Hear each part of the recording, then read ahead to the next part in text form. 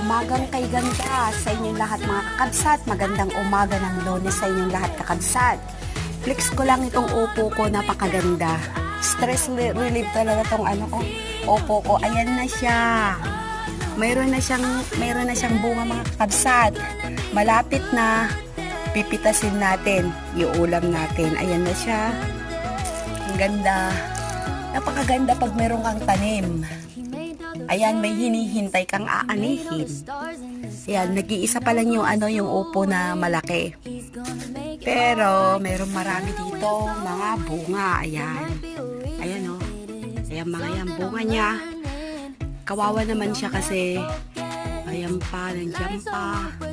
Marami siyang bunga.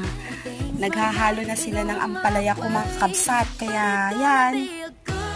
Flex ko lang, napakagandang tignan pag mayroon kang mga pananim.